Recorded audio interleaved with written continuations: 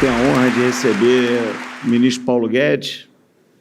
Há um ano atrás, mais ou menos, nós estávamos aqui nesse mesmo recinto, discutindo com o ministro Eduardo Guardia, então pilotando um momento delicado, mais um momento delicado da economia brasileira, né? Uma insegurança enorme, uma incerteza enorme, e Guardia, Mansueto e outros heróis com a mão no mancho, segurando o leme firme, entregando um Brasil muito bem administrado para o governo que se seguiu.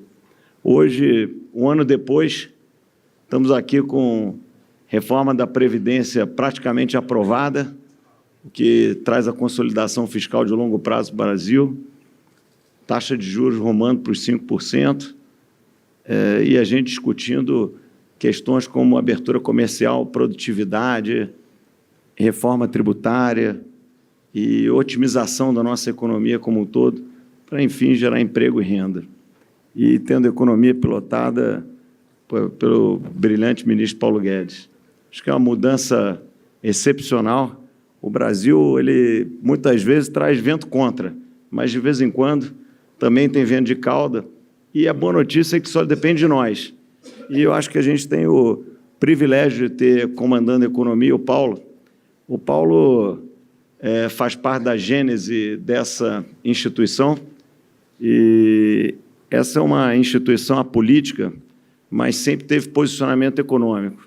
E o posicionamento econômico foi aquele que, num momento ainda meio fora de moda, o Paulo trouxe e nos ensinou há mais de 30 anos atrás.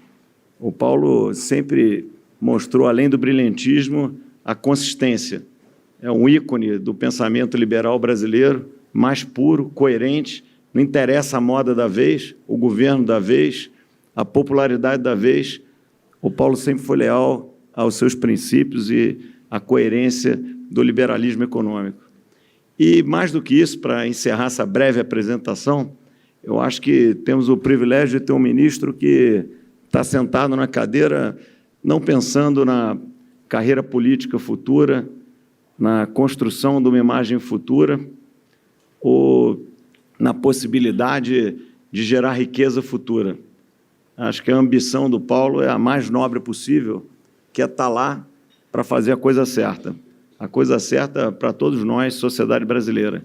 Então, Paulo, é um privilégio ter você como ministro. Queria te convocar aqui ao palco e saber que todo mundo tem orgulho da sua presença por lá.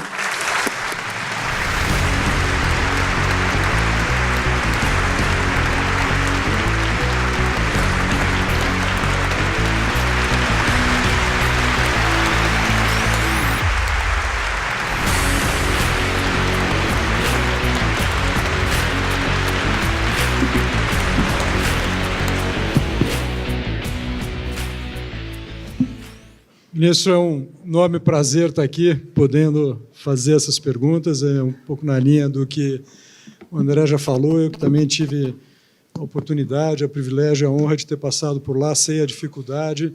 E, em nome, acho que, de todos aqui, nós agradecemos a você, a sua equipe, pelo tudo que tem feito ao Brasil e que ainda farão pelo nosso país. Eu queria começar essa nossa conversa pegando a aprovação da reforma da Previdência. A gente passou os últimos 7 meses focados na discussão da reforma da Previdência, o país praticamente só discutindo este tema. E esta foi a impressão que ficou ao país. Mas quando a gente olha, e hoje foi um dia muito produtivo, nós recebemos praticamente todos os secretários que fizeram uma exposição muito rica de tudo que foi feito nesses 7 meses, e a gente olha, vocês fizeram coisas bastante importantes, a mudança no sistema de gás, que isso é de energia barata, isso vai ter um impacto bastante relevante, avançaram em questões, tem a questão do FCVS, lei de saneamento, então vários projetos importantes que andaram ao longo desse período. E a gente sabe quanto é difícil avançar nos temas, ou seja, os temas, quem está de fora, às vezes parece, não, eu vou mandar um projeto para o governo e está pronto. Não, então, ao longo desse período, coisas já foram feitas, e eu tenho certeza, com a apresentação que a gente ouviu hoje de manhã, tem muito mais por ser apresentado. Então, não foi um período só de reforma da Previdência. Eu acho que esse é um bom começo da nossa conversa para a gente falar um pouco das coisas que já estão prontas, já estão em discussão, e as que virão, que eu acho que é o que todos nós aqui queremos, a tua visão do que vem nesse momento pós-Previdência. Perfeito, Eduardo. Boa tarde a todos. É muito bom estar com vocês. Eu estaria com muito mais frequência, se eu pudesse. Eu me lembro até durante a campanha, não tinha recurso, era uma coisa muito difícil e apertada, e às vezes um banqueiro ligava para a gente, pode vir aqui ajudar? Eu falava, olha, tudo bem, vamos fazer o seguinte, eu dou uma palestra aí se você fizer um estudo para mim. No strings attached, quer dizer, estuda aí para mim, vê como é que estão as privatizações, o potencial que a gente tem, e aí eu troco esse serviço. Não, eu vou vender vento.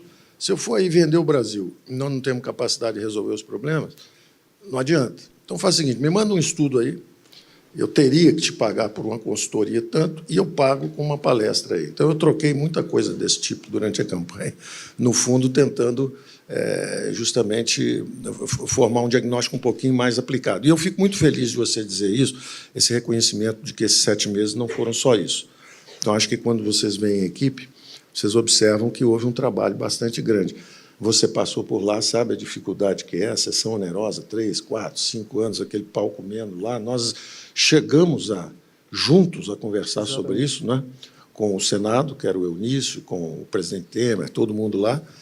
E chegou um momento, até brincando, eu falei, olha, eu acho que eu caí de paraquedas aqui, vocês não vão chegar a um acordo nunca. Tchau, eu volto o ano que vem. Isso era dezembro, né? Dezembro, exatamente, final do governo. Então, nós trabalhamos realmente muito. Essas coisas estão começando a aparecer agora, mas a parte da estratégia era justamente não deixar aflorarem as outras coisas, porque se você começa a discutir uma reforma previdenciária e, ao mesmo tempo, você está com uma reforma tributária, é inevitável que alguém diga, olha, eu só aprovo isso se ali... Então, você tinha que realmente deixar a coisa... Isso é Júlio César, é Napoleão, é a batalha decisiva, o ponto decisivo, o enfrentamento é instantâneo, é lá você ganha ou perde o mandato. E eu dizia isso, inclusive, para o presidente. Durante a campanha, falava sobre a Previdência, eu dizia a ele, presidente, o buraco fiscal que ameaça engolir a economia brasileira e o Brasil inteiro é a Previdência. E nós vamos ter que atacar isso. Ele tinha uma posição muito coerente, muito interessante. Ele dizia, olha, enquanto o governo for essa confusão, desvio de recursos com estudo, a natureza do meu mandato é defender essas pessoas que votaram em mim como deputado federal. Se a natureza do meu... Então, eu não vou te ajudar. Você lembra que eu tentei fazer uma infraconstitucional de Previdência? Eu já queria ver se aprovava, no final, novembro, dezembro, se o governo Temer, que foi breve, porém virtuoso, fazendo o teto, fazendo a legislativa, a trabalhista, se ele conseguir fazer também uma previdenciária, mesmo que infraconstitucional, e já anunciava uma independência do Banco Central para até não ter nenhum bump durante a transição. O Ilan tinha feito um belíssimo trabalho, não sabia ainda se ele ia querer continuar ou não, então já jogava um Banco Central independente, já ficava, quem sabe, mais 2 anos, ele tinha caído na metade do mandato, saía na metade do outro e tal, mas... Então, você formula as coisas, mas você, toda hora, tem um choque, tem um bump que te desvia. Então, não prosperou muito a nossa conversa lá de fazer infraconstitucional, não prosperou a sessão onerosa, que eu queria fazer também, já para garantir recursos para o ano seguinte, mas conseguimos realmente fazer o primeiro semestre com o menor déficit dos últimos 4 anos. O que significa que, de uma forma ou de outra, a gente está segurando a coisa direito lá no fronte fiscal. Mas, ao mesmo tempo, então, disparamos todas as direções, mas disparamos com método. Então, eu sempre trabalho assim, a estratégia. Então, a estratégia é o seguinte, o maior gasto, Previdência, Secretaria Especial da Previdência. O segundo maior gasto, juros da dívida. Eu dizia sempre que nós reconstruímos a Europa todo ano, né, com juros para nós mesmos. Né? Eu, quando digo os rentistas, eu estou lá no bolo, estou junto com todo mundo. Então, vamos privatizar, vamos fazer um balance sheet repair, vamos consertar o balanço, vamos vender ativos, reduzir dívidas. Se travarmos isso 1, 2, 3 anos, a economia crescendo 3% ao ano, uma inflação de 3, 3,5%, 4%, o bolo cresce 7, 8%. Se você travar 1 ou 2 anos isso aí, vendendo um pouco de ativos e tal, acabou. O PIB nominal cresceu 16, 17%, você travou nominalmente gasto, você já aliviou, já mudou o jogo todo. Então, nós partimos assim, muito decisivamente em direção... A estratégia era, vamos na Previdência, vamos nas privatizações, que é o segundo grande gasto, é a reforma, justamente para reduzir endividamento, quer dizer, desinveste e reduz dívida, ou pelo menos trava o crescimento da dívida. O terceiro era propriamente a reforma do Estado. Então, saímos de 38 ministérios, fomos para 25. Isso parece só nominal, parece só simbólico, mas o simbólico é importante. Eu tenho uma casa no Lago para viver. A primeira coisa que eu virei para o Salim, vende. Eu não vou morar aí, eu moro no hotel. Estou morando no hotel até hoje, mas vende a casa, para mostrar que é isso mesmo. Então, estão estudando e estão com a reforma do Estado também preparada, possivelmente, para reduzir para 15 ministérios. Quer dizer, vamos conseguir encolhendo, menos Brasília. Vamos descentralizar gradualmente os recursos. A quarta era justamente uma secretaria. Nós queríamos abrir a economia, é uma visão liberal. Eu botei o nome do programa justamente Um Caminho para a Prosperidade, porque era uma mistura do caminho da servidão do Hayek, que é a história do declínio de uma sociedade, que tem muito a ver com o Brasil. O caso extremo é o Maduro aí com a Venezuela, mas os episódios históricos são inúmeros, né? A União Soviética, a China socialista, o Chile de Allende, Cuba, e agora a Venezuela, e o Brasil, quando começou a ir de novo para a inflação. Então, você sente que uma sociedade onde os gastos públicos são descontrolados, quer dizer, você sai de 18% do PIB quando entram os militares, 22% quando eles saem, 26% quando acaba o governo Sarney, depois 32% quando sai o governo... Vocês saíram... O Fernando Henrique, quando saiu, já estava em 32%, 34%. Aí, quando sai a Dilma, o Lula já está com 38%. Aí, quando sai a Dilma, já está 45% do PIB. Quer dizer, você sente que o intervenção... Aceitou-se como filosofia de vida que o Estado tem que estar em toda parte, ele pode gastar à vontade, pode carregar ativos, independente do custo de carrego, quer dizer, quanto custa a sua dívida, carrega ativos não operacionais, empresas que dão prejuízo, dão aumento de salários para funcionário público, tem estabilidade, tem... É a fábrica de privilégios a que eu me referi. Nos salários são muito acima da economia, nos privilégios previdenciários, na quantidade de metro quadrado por trabalho. Nós temos controle. Eu, quando encontrei a turma lá, inclusive da SEST, eu falei, eu nunca vi um caos tão bem monitorado. Tem um controle absoluto, tem metro quadrado por funcionário, ano a ano. Tudo absolutamente sob controle. Ou seja, fazer a coisa errada sob absoluto controle. Eu disse, nós vamos fazer exatamente o inverso. Nós vamos fazer aproximadamente a coisa certa, em vez de precisamente a direção errada. Então, o programa todo inverte o eixo. Somos uma economia fechada há 30 ou 40 anos, vamos abrir. Seeking higher grounds. Quer dizer, Mercosul, conversando com eles estavam mais assustados que nós. Nós chegamos falando assim, Mercosul está em torno de uma ideologia obsoleta.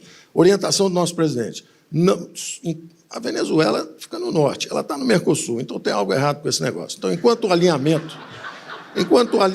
foi em torno de uma ideologia obsoleta, se for isso, nós vamos sair do Mercosul. Eles estavam assustados, eles falaram assim, nós pensamos o mesmo. Então, não precisou nem conversar muito. Então, vamos partir para cima dos europeus? Vamos para cima dos europeus. Conversando com os europeus, olha, não queremos perder tempo, estamos conversando há 20 anos. Nós não vamos perder tempo, nós vamos conversar com chineses e americanos. Nós queremos abrir. Vocês querem abrir conosco? Vão nos aceitar ou não? Não queremos perder tempo. Sentamos, depois fomos com os... então andou rápido ali também. Com os americanos a mesma coisa, né? Bem mais fácil, porque aí o Trump e o Bolsonaro se entendem apesar da barreira da linguagem. Os dois têm o mesmo body language. Eles têm um body language. Não, mas é bom. São dois homens decididos, são determinados. Um não precisa ouvir o outro. Eles já sabem. Eles já sabem o que eles significam. Eles significam uma ruptura com o establishment. E é importante a mensagem que eles trazem, porque 3,7 bilhões de eurasianos saem da miséria, mergulhando nos mercados globais, enquanto isso o Ocidente, que tem essas ferramentas, abusou excessivamente das ferramentas. Os americanos com financites, quer dizer, qualquer americano que nasce, já nasce comprando e vendendo papel, ponte de papel para a riqueza, e qualquer europeu que nasce, já nasce aposentado, por causa do welfare state. Então, os caras abusaram das engrenagens que enriqueceram o Ocidente. Enquanto isso, vem 3 bilhões de miseráveis do outro lado, vítimas do socialismo, mergulham nos mercados e enriquecem. Quem olhar da Lua, a distribuição de renda no mundo melhorou extraordinariamente. 3 bilhões de pessoas estão saindo da miséria, graças aos mercados globais. Enquanto isso, o Brasil está fechado. Então, o nosso eixo é exatamente o seguinte: gastamos muito? Então, trava o gasto. Subir os impostos? Nós vamos descer os impostos. Parece que passou economista por aqui dizendo, pô, não sei qual é a visão, eu sei qual é a visão. Então, eu digo qual é a visão. Ela é tão simples, não enxerga quem é cego. E, aliás, tem muito aqui. Tem muito. Bom...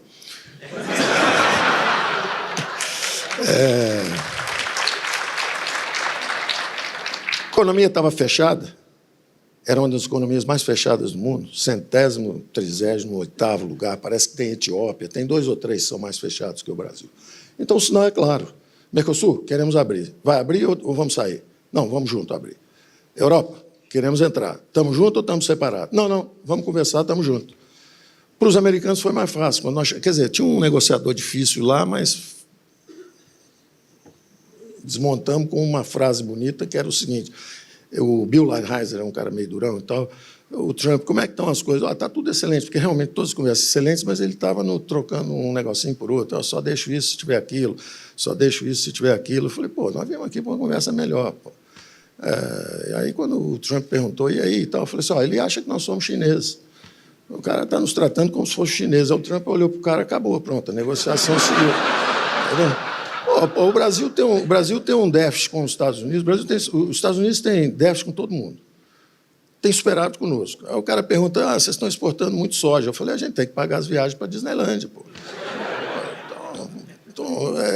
Bom, em resumo, andou tudo muito bem, tudo muito rápido, porque nós também botamos pressão, e eles são práticos também. Eles são práticos, eles estão numa guerra comercial do lado de lá e sabem que a influência dos chineses está aumentando. Os chineses já tornaram a África um reduto de matéria-prima deles, estão oferecendo dinheiro para a nossa infraestrutura aqui. Vocês devem ter visto aqui, então... nós fizemos uma troca de eixo, de economia fechada, nós vamos abrir decisivamente. O detalhe, se abre primeiro aqui ou ali, as circunstâncias vão nos empurrando, porque nós sabemos o seguinte, o Mercosul, conversando há 18 anos, não chega a um acordo. Chegou rápido. Europa, já estávamos abertos a negociações. Todo mundo estava aberto a negociar, mas já se perguntaram por que não fecharam? Realmente o Temer estava negociando, o Fernando Henrique está negociando. Por que nunca fecharam? E aí aquela conversa da estratégia. Tinha o Ministério da Indústria e Comércio, trincheira da Primeira Guerra Mundial, cheio de cara com aquele capacete redondo, arame farpado, não deixa entrar. Ora, se você tem uma estratégia, a estratégia é o seguinte, nós temos que ser um time, com uma visão. E vários métodos, e várias divisões, e vários exércitos, mas é uma visão. Não pode ter 4, 5 ministérios, um atirando no outro. A Fazenda quer abrir, o Ministério da Indústria e Comércio quer fechar. O planejamento quer expandir o gasto público, a Fazenda quer cortar. Então é o seguinte, presidente, tem que ter um Ministério de Economia. Então, pela estratégia, você define a estrutura. Então, a estrutura, Previdência é importante, secretário especial da Previdência. Logo depois, Estado. Depois, privatizações. Depois, abrir a economia. Tributária. Tributária tem que ter... Eu tirei a Receita Federal lá de baixo para dizer o seguinte, é importante. E peguei um símbolo, que é o Marco Sintra, que é o seguinte, imposto único. Evidente que você não chega lá assim. Evidente que você não chega. Nem nós somos experimentalistas de fazer um negócio que... Não tem nada disso. Agora, tem um conteúdo, que é o seguinte, nós estamos naquela direção que nós estamos indo, na direção de simplificação brutal, redução de alíquota, ampliação de base. Isso já fala tudo. Todo mundo já sabe para onde tem que ir. Na hora que você bota o cara do imposto único, a Receita Federal inteira sabe, opa, é para lá que eles estão indo. A ponto de ter tido uma apresentação lá, onde o Marcos, quando terminou, ele falou, olha, você pode fazer isso, depois no final sobrou só isso, é o imposto único. Aí o pessoal da Receita, mas e a gente? Ele falou, né? Então, a direção tem que ser clara, inequívoca, todos têm que saber para onde nós estamos indo. E nós vamos aproximadamente nessa direção que eu acho que é a certa, que é redução, simplificação de impostos. Os impostos saíram também de 18% do PIB 40 anos atrás, chegaram a 36% do PIB, onde estão mais ou menos agora, 34% a 36% do PIB. Isso não funciona, é alto demais. É um país que não cresceu e já tem comportamento social-democrata maduro, que está sendo questionado e não tem nada contra a social-democracia, ali é inteiramente razoável, agora só que depois de 30 anos de brincar disso, brinca um pouquinho de liberal-democracia, vamos ver se caminhar com as duas pernas, quem sabe é mais produtivo para todo mundo, né? Então, eu nunca tive nenhuma dúvida a respeito da resiliência da democracia brasileira. O Legislativo mostrou sua independência quando fez o impeachment, primeiro à direita e depois à esquerda. Aí o Executivo tentou comprar influência parlamentar, despertou o Judiciário, que prendeu os dois, prendeu quem comprou e quem vendeu. O quarto poder, que era a mídia, quando, depois de ter auxiliado muito na reconstrução democrática, resolveu ter um lado, se perdeu, e a competição com as redes sociais acabou derrubando um pouco da credibilidade da mídia convencional. Ela já entendeu e já voltou, e já está colaborando extraordinariamente também para o esclarecimento dessas questões de Previdência. Você vê que, na pauta da Previdência, o apoio foi amplo, geral e irrestrito. Você tinha milhões de pessoas nas ruas pedindo uma reforma da Previdência, pedindo sacrifícios. Quer dizer, isso mostra a maturidade e a resiliência da democracia brasileira. Ela nunca teve em risco. Nunca teve em risco. Então, as pessoas... Houve maus perdedores na eleição, gente que perdeu e começou a dizer que tudo é caos, é tudo caótico, é um perigo, vai acabar. Não tem nada disso. Não tem absolutamente nada disso. É uma colisão política de centro-direita. Não interessa nem se não há consciência clara disso. Eu procurei o Rodrigo, conversei com o Rodrigo Maia antes da eleição e falei assim, olha, nós estamos condenados a trabalhar juntos. Nós nos encontramos lá na frente, nós vamos nos encontrar.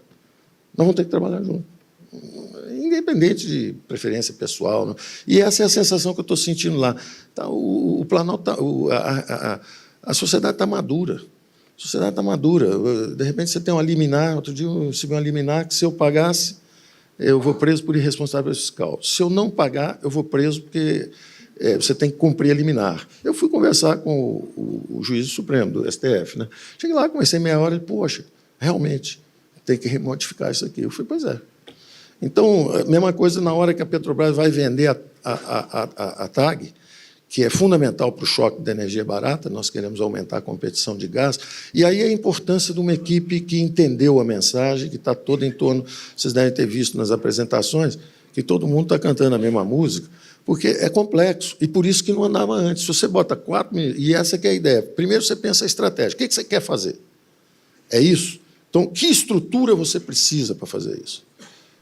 Eu preciso que os ministérios estejam juntos, eu preciso que cada torre dessa tenha um target muito claro, reforma da Previdência, privatização acelerada, desalavancagem, despedalar os bancos públicos, quando chegar nos bancos públicos também, abrir a economia brasileira. Então, cada torre sabe o que está defendendo. Isso facilita o trabalho de todo mundo. E aí você, quando vai se comunicar, as peças se movem. Então, o CAD diz para a Petrobras, olha, eu sou contra o monopólio, você tem que vender coisas aí. A Petrobras, vou vender. Aí o Supremo, não pode vender. Aí nós vamos lá e conversamos. Olha, se não vender, o prejuízo é duplo. Primeiro, a Petrobras não consegue se capitalizar para chegar no petróleo antes que vire um fóssil. Por enquanto, é recurso econômico. Daqui a 20 anos pode virar fóssil de novo. Energia fotovoltaica, nuclear, etc. De repente, esse troço vira fóssil e nós não educamos o Brasil, não transformando petróleo em capital humano. Temos que nos mover rápido. Está parada a sessão onerosa 3, 4, 5 anos, vocês não deixam a coisa andar, aí, na hora que anda um pouquinho, já trava de novo. Deixa ele vender, que você capitaliza a Petrobras e o óleo chega mais rápido. Aí eu chego, bom, e o gás? E o gás é o seguinte, justamente, ela vendendo isso, ela também abre mão do monopólio que ela tem, de fato, na distribuição de gás. Então, nós, com essa venda, estou sinalizando duas coisas. Vai ter competição em gás e vai ter competição em petróleo também, e a Petrobras está cada vez mais focada no petróleo, e não em gás e distribuição, e etc, etc, etc.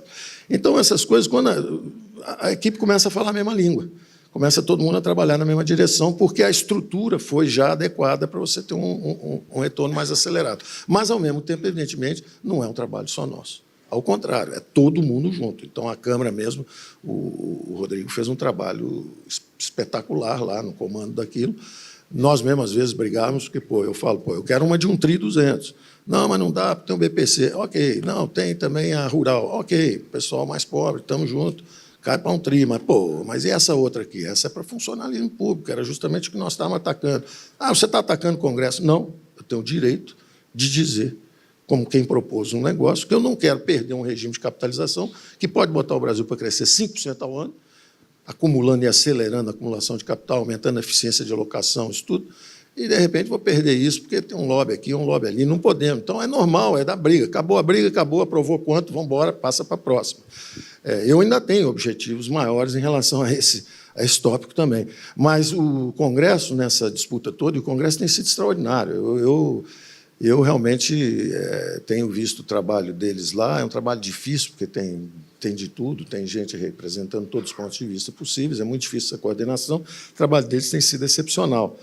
E os resultados têm sido interessantes. Tem muita gente muito feliz, porque, em relação ao que seria uma reforma passada, vê um resultado quase 2 vezes maior, mas, para os objetivos que nós estamos olhando, de novo, tivéssemos conseguido números um pouco maiores, não é nem o número, é a coisa da capitalização em si. Quer dizer, não pode ter um veto à capitalização, porque a capitalização significa que você pode criar um novo mercado de poupança, extraordinário para o país. Em segundo lugar, você pode libertar gerações futuras. O Sintra, na verdade, eu ia usar um imposto sobre transações muito mais para financiar a transição do antigo regime previdenciário para um novo regime previdenciário.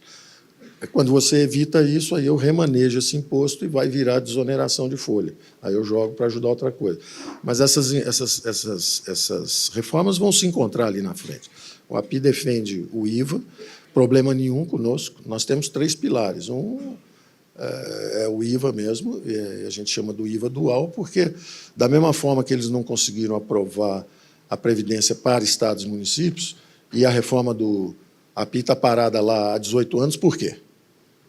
Porque tem sempre 1 ou 2 estados que não convergem. Você precisa de unanimidade na questão, porque os estados têm... E eu sou um liberal. Eu imagino que seria se a Califórnia e a Flórida fossem obrigadas a ter a mesma base tributária. Não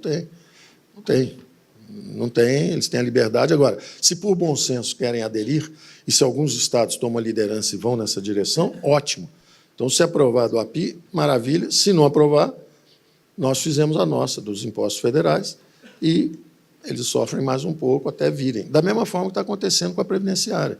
Eles sofrem mais um pouco, esperam uma próxima rodada. Eu acho que vai ter uma PEC paralela, vai jogar a previdenciária para dentro de estados e municípios. Isso vai ser extraordinário para nós. Perguntar se eu prefiro uma de 1 trilhão federal, 100 estados e municípios. Eu prefiro essa que foi aprovada, 930, na verdade, 913, porque 20 aumento de imposto sobre banco, isso é tributário, isso não tinha que estar ali, mas tudo bem, também não vou criticar. 913. Mas com 350 de estados e municípios, se eles conseguirem na PEC paralela, é extraordinário para nós. Você sabe disso, porque não vai estourar lá em você de volta, em mim agora, né?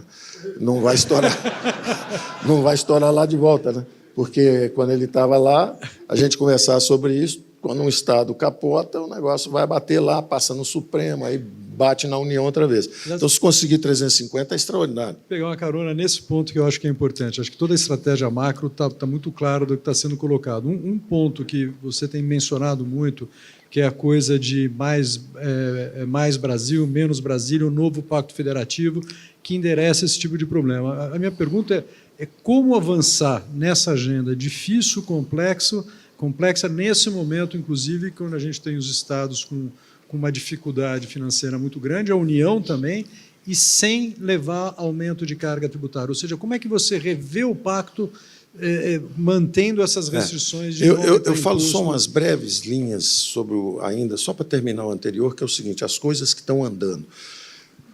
Como você tinha começado anterior, eu volto nisso já. Você falou, olha, que bom que nós reconhecemos que houve muito trabalho. Não estava todo mundo só falando em Previdência. Tinha um grupo trabalhando em Previdência, tinha um outro grupo lá fazendo a abertura, e, de repente, aquilo ali até acelerou e andou mais rápido do que a gente esperava. Ótimo. Essa bola entrou 1-0 do lado de cá. Do outro lado, sessão onerosa, começou a andar. O extraordinária colaboração entre os ministros, quer dizer, o Tarcísio, vocês viram aqui, é o cara da infraestrutura. Nós já trabalhávamos com ele durante a campanha. Eu tinha estado com o Tarcísio assim, 10 vezes, me informando sobre PPI, que a ideia é o seguinte, o BNDE, em vez de ser a fábrica de campeões, etc., ele encolhe, o trabalho dele é qualitativo. Ele vai ajudar, primeiro ele vai conectar nas privatizações do Salim. Tanto que eu tinha indicado para o Levi, que era o presidente anterior, eu tinha falado assim, está aqui o Montezano, ele conecta você com o Salim, está aqui o Fábio Abrão, ele conecta você com a PPI, que era um cara meu que já estava há 4 meses conversando com a PPI sobre como engatar aquilo no BNDE para a gente acelerar aquilo. Então, essas coisas estavam andando e de repente, chega o choque da energia barata. Esse negócio realmente o gás já está caindo. O gás da Bolívia, o gás companheiro, já está sendo reprecificado, porque quando você está com companheiro é sempre um pouquinho mais caro. Então, já está começando a negociação, já está começando a pressionar. Vem gás da Argentina, nós vamos fazer alguma conexão com o tal do Vaca Muerta, que é onde eles acharam lá o gás. Vem gás da Bolívia, que já vem o gás da Argentina e vem o do pré-sal, que nós vamos acelerar. Isso vai realmente derrubar o gás. E junto com o gás, que antigamente era queimado, quando esse gás natural vier, que é o outro, que é o de cozinha, quando esse vier também e aumentar a oferta, vai derrubar também o preço do botijão, lá embaixo. Ou seja, a energia mais barata vai, por um lado, nos possibilitar reindustrializar o país. Os dados são impressionantes. O Brasil cobra o dobro de países que não têm o gás, exatamente por causa do monopólio estatal, pelo monopólio na distribuição, monopólio na produção. Então, o choque da energia barata era uma concepção de quebrar 2 monopólios. O monopólio na produção e o monopólio na distribuição. Você quebra os 2, o preço cai 40% em 2 anos. O Langoni, que foi um inspirador da ideia, quando me procurou, nós botamos um grupo trabalhando nisso 6 meses, ele falou, Paulo, vai cair 40% em meses. 2 anos é conservador. Eu falei, tudo bem. Nenhum dos números que eu solto, porque às vezes as pessoas, não, o Paulo deu um chute e tal. Quem me conhece sabe que não é assim. Eu tenho sempre um cara que fez muita conta antes falando. E, às vezes, a imprensa até é engraçada, que é assim, o Roberto Campos me dá um dado e fala assim, olha, Paulo, nós estamos indo a tal velocidade aqui que eu vou reduzir um pouco os compulsórios, né, porque nós estamos ficando mais eficientes nisso, naquilo, e eu estimo que entre 100 e 200 bilhões a gente possa, ao mesmo tempo que você está desalavancando o banco público, nós podemos expandir um pouco o crédito privado. Aí ele me dá um número entre 100 e 200. Aí eu vou para a mídia conservadoramente e digo assim, acho que nós podemos aí liberar uns 100 bilhões aí nos próximos anos e tal. Aí a mídia assim, Paulo Guedes quer interferir no Banco Central, e ainda chutou o número. Foi tudo ao contrário, né? Foi o Banco Central que me trouxe o número, e eu estou interferindo no Banco Central, forçando e dando um chute num número. O gás é a mesma coisa, está dando um chute num número. Não, tem uma equipe enorme trabalhando naquilo, os caras calcularam 40%, acham que uns 20% é já, e eu estou falando, quem sabe, daqui uns 2 anos caiu 40%. A privatização é a mesma coisa, você deve ter visto o Salim aí, o cara está a 1.000 por hora querendo vender tudo, fizemos estimativa para esse ano. Não, ele é o nosso liberal radical, é bom ter um. É bom ter um turbinado, que é para eu parecer moderado, entendeu?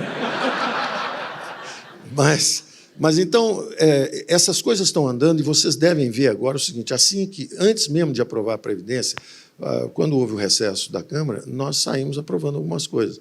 Então, falamos do choque da energia barata, que foi complexo, porque teve CAD, ANP, Ministério de Minas e Energia, muito bom o ministro Bento Albuquerque, trabalhamos muito juntos na sessão onerosa. Então, em vez de ter aquele negócio de ministro brigando com o presidente Supremo, vendo com quem fica o dinheiro, é tudo ao contrário. É tudo assim, como é que a gente pode fazer isso? Como é que eu posso ajudar nisso? Então, o Bento Albuquerque me ajuda muito, o Tarcísio me ajuda muito, a Tereza é extraordinária na agricultura. Tem muita gente boa, um pessoal bacana, bem intencionado, e todo mundo passando a bola um para o outro. E quando eu leio o jornal, parece que eu estou em outro país, porque eu olho e falo assim, pô, engraçado, não é o que eu estou vendo. Mas tudo bem, deixa cada um, a ficha tem que cair para cada um. É até bom não cair para todo mundo de uma vez só, para não acontecer tudo de uma vez, né? De repente, é bom que seja devagar na percepção de cada um, para ninguém se sentir enganado. Cada um desenvolve o seu grau de convicção. Mas, então, essas coisas estão andando, e as coisas que vêm agora, então saiu o FGTS, que, na verdade, era também, em vez de dar um transitório, uma vez só, feito foi o governo passado, cria uma renda permanente. cria uma renda permanente, quer dizer, todo ano tem um. Se o sujeito ficar empregado, todo ano ele recebe um salário extra. É uma opção. Foi só mais uma alternativa. É só mais uma alternativa. Você pode retirar se você for desempregado, for demitido, você pode retirar se você comprar uma casa própria, você pode também retirar se preferir sacar em modalidades anuais. Pronto, é simples como isso, só que é uma percepção de renda permanente. O cara pode gastar. Ele sabe que todo ano ele tem aquilo ali, desde que fique empregado. Então, ele olha para aquilo como se fosse um 14º salário e gasta um pouquinho. Agora, calibramos isso. Por que demora alguns meses para fazer a conta? Porque a gente tem que calibrar isso para não atingir o crédito imobiliário. Então, tem alguns parâmetros. Não pode atingir o crédito imobiliário. Não pode derrubar a acumulação. Quer dizer, você tem que gastar, na verdade, o rendimento do fundo mais os novos aportes. Porque, senão, vão dizer que você descapitalizou o fundo, etc. Então, tem uma série de variáveis que a gente considera quando faz isso, e por isso que a equipe tem que estar pensando toda na minha direção, e aí, quando você escolhe as pessoas, elas já sabem, quando vocês escutam a música e a música parece homogênea, é porque já foi construída dessa forma para poder a coisa ser suave e todo mundo ir na minha direção. E se tiver uma peça que não encaixa, ela espirra rápido, porque, como está tudo indo naquela direção, se alguém travar um pouco, a pressão fica ali em cima e a pessoa acaba desencaixando. Então, voltando para o Pacto Federativo. Tem essas medidas, então, vem agora, vocês vão ver a liberdade econômica, aí, aparentemente, tem um problema na liberdade econômica. O problema não é um problema sério. Tem sempre problema de ego em tudo que é humano. O problema não é de substância, o problema é um problema de ego. É o seguinte, lá atrás, nós começamos a trabalhar com 2 grupos. Um grupo de, vamos dizer, liberdade econômica aplicada. É o Webel, é um jovem, liberal também, descomplicando coisas. Em vez de ter que tirar 8 licenças para abrir uma empresa 8 meses depois, entre alvará, junta comercial, não sei o que, como é que você inverte isso? Como é que você abre uma empresa em 2 dias? E depois você comunica a um órgão e deixa eles conversarem entre si. Eles é que têm a obrigação de informar o outro. Então, em vez de abrir daqui a 6 meses, porque ficou pedindo 8 documentações, faz o contrário, abre já. Você não tem que pedir licença para criar emprego. Você abre a sua empresa, cria emprego, depois você informa aos servidores públicos e não às autoridades. Aos servidores públicos. Essa é a diferença da nossa percepção quando nós estamos lá. Então, nós temos a liberdade de produzir, nós temos a liberdade de empregar as pessoas e nós comunicamos aos senhores para que depois os senhores venham nos regulamentar. Mas primeiro nós produzimos, depois vocês vêm nos regular. E não o contrário, a empresa precisa de 9 meses para abrir e um tumulto total. Então, essa é a linha. O Webel vai radical na economia aplicada e vai fazendo esse troço do lado de lá. Do outro lado, ao mesmo tempo, ou seja, 6 meses atrás, até por sugestão do Levi, que era o presidente do BNDES, ele falou assim, Paulo, eu estou querendo reunir um grupo de juristas eminentes, como se fosse o Bulhões Pedreira da época, nós vamos fazer isso, aquilo outro. Eu falei, ótimo, porque eu estou indo na mesma direção, só que eu estou indo para a economia aplicada. Se tiver uma superestrutura sofisticada, robusta, melhor ainda. Então, vamos cultivar os 2 grupos e lá na frente a gente junta as 2 faces de uma moeda, a superestrutura jurídica e as aplicações. E aí fomos seguindo os 2. Quem chega agora fala assim, pô, está tendo uma briga aqui. Não, está tendo um desentendimento, porque são 2 enfoques levemente diferentes. Aí um quer prevalecer sobre o outro. Quem tem o ego maior, normalmente, é quem briga primeiro, quem reclama, cria mais casos. Mas eu acho que vai encaixar tudo e é possível. É possível que a gente já leve para aprovação. O Rodrigo estava com a ideia de... O Marinho se revelou um cara extraordinário para esse tipo de coisa, né? Também eu escolhi assim, quer dizer, foi uma indicação política para mostrar que não tem problema em indicação política em si. Política no sentido, não foi ninguém... Era uma deputada federal que virou para mim, olha, tem um cara que você tem que conhecer. Eu conheci o Marinho, gostei, falei, pô, esse cara resolve. Então, ele foi escolhido para resolver, resolveu. Que foi essa reforma aí agora. Já tinha feito uma trabalhista, agora fez uma previdenciária, está animado, vamos embora. Então, ele está entrando também para tentar justamente acomodar esses dois ângulos, né? Essas 2 faces, de uma mesma moeda que é a liberdade econômica. A outra, o energia barata, já falamos, a outra que vem também é saneamento extraordinário. Saneamento é um negócio, eu fui a Davos, depois fui a Washington, tem trilhões de dólares lá fora querendo entrar. Para 2 coisas, saneamento e infraestrutura. Infraestrutura, a turma quer entrar de todo jeito, desde a China até Banco Mundial, todo mundo quer entrar e ajudar em infraestrutura. Então, o nosso Tarcísio vai nadar de costas aí os próximos 3, 4 anos. Eu falo até mais do que isso. Eu acho que o Brasil sofreu um crowding out, que é justamente o excesso de gasto do governo, empurrando o juro para cima, tornando todo mundo rentista e broxando os investimentos privados.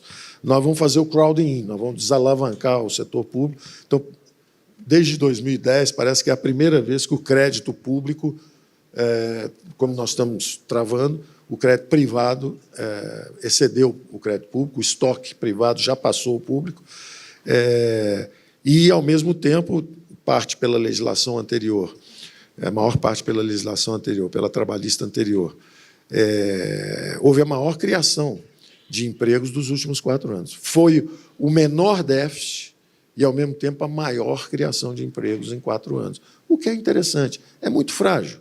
É muito frágil. Nós nem tiramos o primeiro arpão da baleia. Só começamos a mexer, ela já deu uma mexidinha e quer voltar à vida. Então, mas já é um sinal interessante, já é um sinal interessante. Agora, nós contamos com 30 anos de crowding. É a opção preferencial pelo investimento privado. O setor público, porque a história do Brasil foi essa. Foram 20 anos de investimento em infraestrutura no setor público. Essa foi a máquina dirigista de um sistema politicamente fechado. Botou o Brasil para crescer. Aparentemente, deixou um déficit na parte social. Teve a redemocratização, a social-democracia entrou, imperou por 30 anos, carimbou dinheiros que faziam sentido em 88, você carimbar o dinheiro para educação e saúde, descentralizar. Não, eu, quando falo isso, eu falo a bem da verdade. Eu não estou querendo desmerecer nada que tenha acontecido no Brasil. É tudo uma epopeia dramática. O Brasil vai para a hiperinflação porque as pessoas não estavam, os políticos estavam inebriados com a abertura, estenderam os recursos para a área social, esqueceram de cortar os privilégios, os subsídios, a Bolsa Empresário, os fundos de subsídio. São 280 fundos com dinheiro bloqueado. Então, é assim, o ministro Tarcísio me pedindo, mês passado, 60 milhões de reais para terminar uma estrada, e ele tem 15 bilhões em fundos que estão com dinheiro vinculado. O ministro Moro precisa gastar 500 milhões para reequipar a Força Nacional, mas, ao mesmo tempo, ele tem 1,5 bilhão travados no fundo penitenciário. Ele está querendo fazer a Força Nacional, mas o dinheiro carimbado diz que ele só pode fazer presídio. Então, o governador de Goiás quebrado, lá o Caiado, mas o Fundo Centro-Oeste tem dinheiro. Então, é disfuncional a estrutura, por isso tem que ser a reforma do Estado. E aí vamos ao Pacto Federativo. Nós vamos pegar esses 280 fundos, vamos reavaliar, e nós vamos desindexar, desvincular e desobrigar todas as despesas de todos os entes federativos. É a Superdru, é o que todo mundo sempre quis. Pode ser até que no final não dê o que a gente quer, mas é aquele negócio, big, bold targets. Eu quero um 3.200, deu 900, tá bom. Vamos desvincular, desindexar tudo, vamos devolver aos gestores brasileiros. Você estava lá e assistiu essa conversa. Estava o Michel Temer, o Eunício, o Wellington Moreira Franco, o Romero Jucá, e tinha mais um, Padilha. E conversa inicial e tal, tal, como é que podemos ajudar, isso, aquilo outro. Falei, olha, nós temos que pensar grande. É um governo breve de vocês, mas foi virtuoso. Nós vamos tentar algo, o Pacto Federativo. Como é que é isso? A história de um político hoje, como é? O político está eleito, 96% do dinheiro está carimbado. Isso foi extraordinário 30 anos atrás. Em 88 foi sensato. Vamos obrigar a usar saúde e educação. 30 anos depois, o prefeito do interior, e tudo isso que eu estou dizendo aqui me foi dito por eles. Eu estou conversando com o prefeito, não me lembro se é Araraquara, ou uma cidade do interior de São Paulo, falando, olha, quando éramos jovens, tínhamos 6 filhos. Eu tinha 5 irmãos. Agora as famílias têm 1 ou 2 filhos. O problema meu não é mais o problema da educação aqui. O meu problema agora é a ambulância, é o hospital, o problema é da velhice, porque a pirâmide demográfica já se moveu. Resultado, eu tenho que comprar uniforme 4 ou 5 vezes por ano para não ser preso, porque eu sou obrigado a gastar o dinheiro é carimbado em educação, e está faltando dinheiro para a saúde. Então, é de um contrassenso, é de uma imaturidade. Como é que uma classe política pode se contentar com controlar só 4% do orçamento? 96% está escrito em pedra. Quem escreveu? Moisés. Pô, vai lá e muda, pô. Chama-se proposta de emenda constitucional, pô. Existe para isso, existe para vocês irem lá, recuperem o protagonismo na política, da cena política brasileira, assumam os orçamentos, assumam as despesas e as receitas. Então, o Pacto Federativo é um ataque frontal ao problema do déficit. É o seguinte, olha, todo mundo vai poder controlar as suas despesas. Você é responsável, você foi eleito. Se você quiser dar aumento de salário, você dá. Se você quiser cortar a gente, você corta. Se você quiser aumentar benefício da Previdência, segurar salário, você faz. Se quiser triplicar a educação e não dar nenhum aumento de salário, você é responsável pelo que você fizer. Agora, nós vamos te dar recurso também. Esse dinheiro todo do pré-sal que sair, na margem, nós vamos inverter. Nós vamos mandando 70% para estados e municípios, só 30% para a União. Por quê? Porque nós queremos encolher a União. Nós queremos uma União discreta, de alta qualidade, como são algumas instituições. O Banco Central do Brasil, pequenininho, está ali quieto, faz o trabalho dele, sem muito barulho, está lá, faz o trabalho dele. É uma instituição exemplar, porque mesmo um governo que estava fraco, sem muito apoio popular, o Temer estava com 4% de popularidade, pegou a inflação em 11% e levou para 3 e pouco. Ou foi algum corte de gasto que fez isso? Teve uma promessa, um teto. Teto sem parede cai. O teto estava lá, mas não tinha parede nenhuma. Tanto que a gente está vendo que, todo ano, as despesas obrigatórias crescem e a voluntária, que é a que a gente controla, quando você sair, deixar em 139, 125, do ano que vem já é 85. Quer dizer, então, o teto está caindo na nossa cabeça. Literalmente, o teto está caindo na nossa cabeça. Então, tem uma hora que você tem que falar assim, ó, desbloqueia esse negócio todo. Vamos desvincular, desobrigar, vamos fazer esse pacto federativo. Curiosamente, eu tive essa conversa lá, você se lembra disso, eu falei, olha, a vida, inclusive, da classe política está horrível, porque você é eleito, não manda nos recursos, aí tem que correr para uma estatal para tentar financiar a próxima campanha, aí tem problema com o Lava Jato, aí vão o Supremo, vira um inferno a vida de todo mundo, é um perde-perde terrível. Vamos enfrentar o desafio, vamos dormir no Brasil e acordar numa federação madura, Estados Unidos, Alemanha, onde a responsabilidade pública é controlar os orçamentos. O sujeito é eleito para controlar o orçamento, não é para arrumar uma boquinha numa diretoria de uma estatal.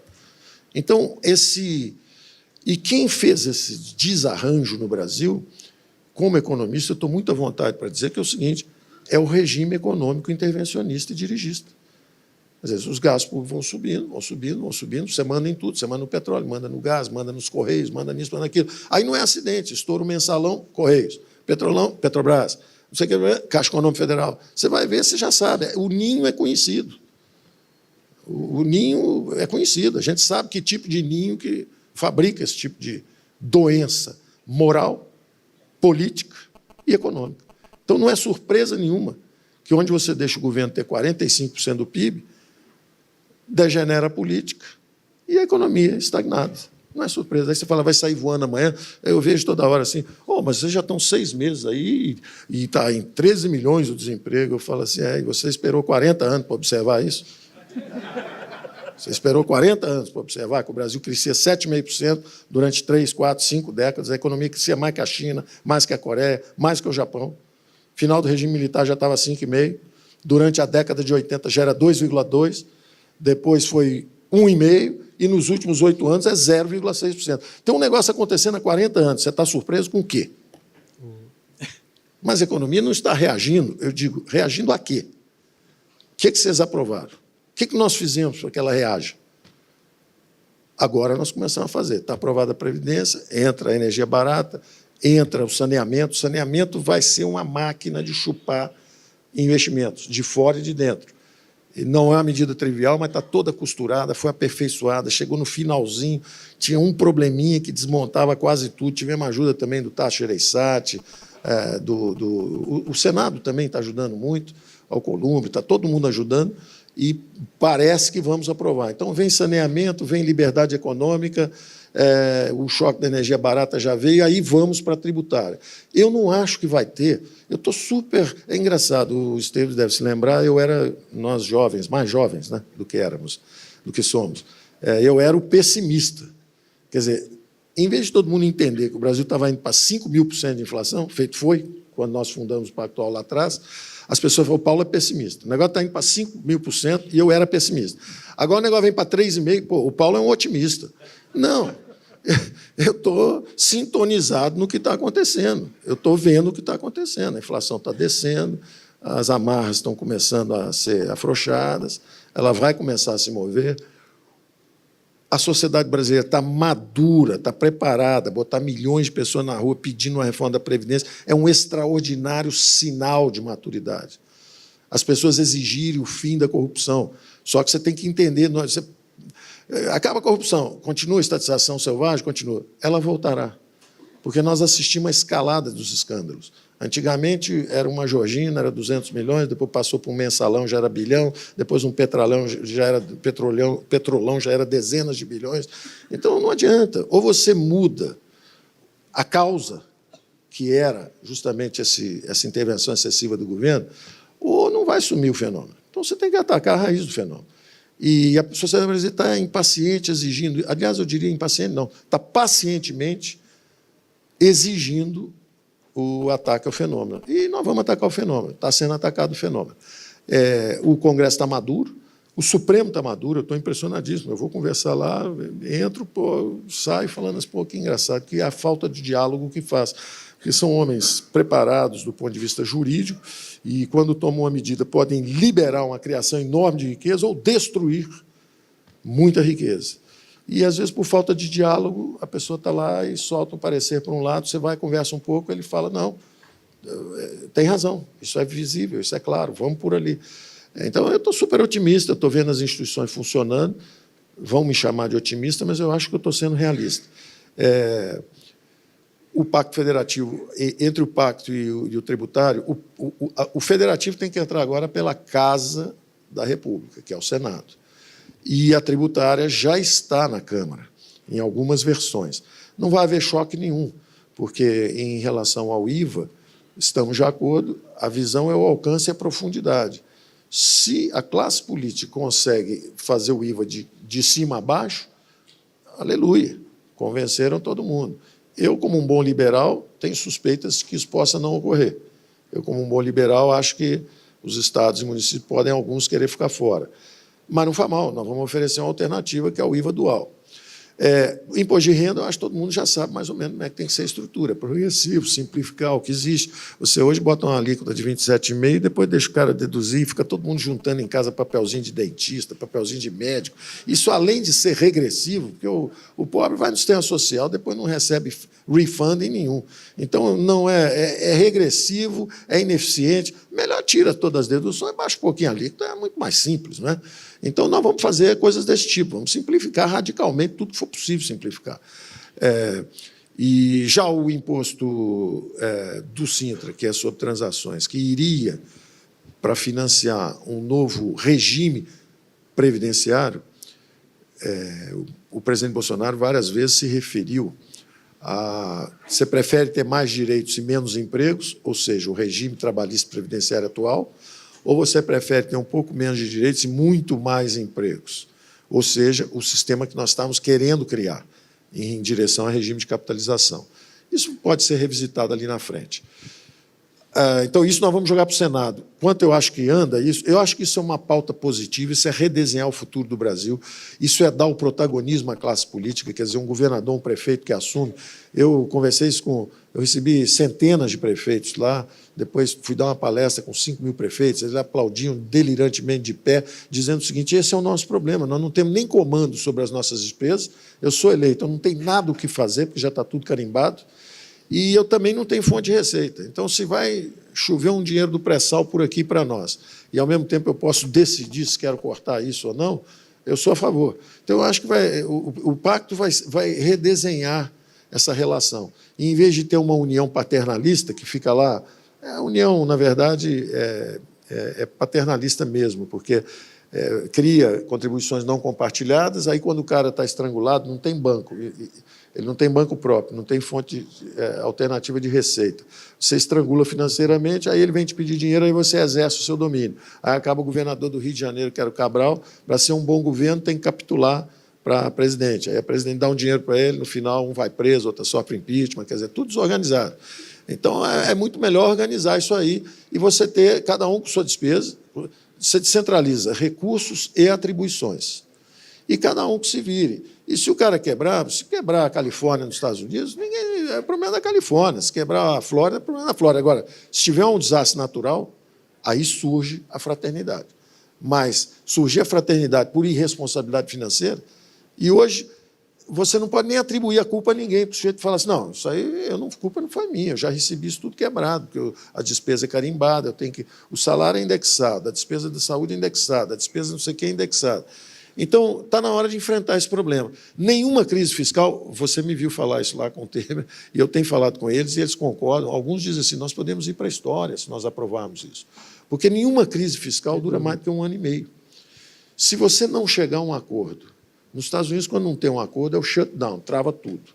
Se aqui você não chegar a um acordo, se as despesas estão desindexadas, desvinculadas, desobrigadas, não chegou a acordo nenhum, você repete do ano passado, o PIB cresce 3%, a inflação 4%. 2 anos seguidos dá 15%, 16% composto. O bolo cresceu 16%, você não gastou nada. Nenhuma crise fiscal dura mais do que 1 ano e meio, 2 anos. Quer dizer, hoje é o contrário. Hoje, se o político não fizer nada, nós vamos para a hiperinflação ou para o endividamento em bola de neve.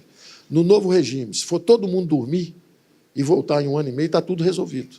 Paulo, eu odeio o seu estraga-prazer, mas nós havíamos prometido à sua assessoria que você não perderia o voo. Então, nós vamos ter que encerrar essa conversa.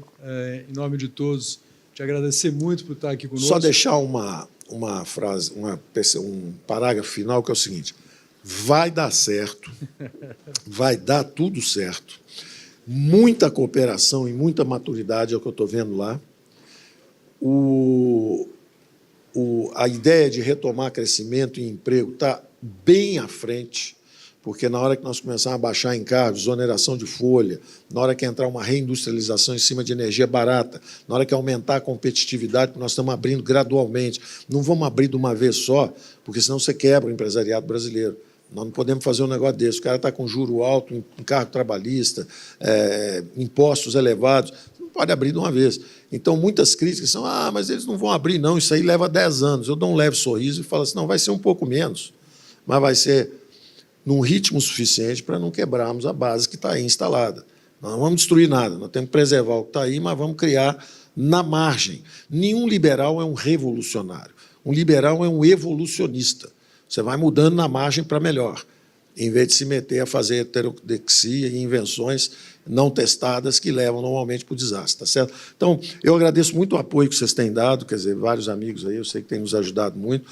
O espírito crítico, vocês são um segmento super bem informado, pode ser usado de 2 formas, uma para jogar pedra, outra para nos ajudar a consertar.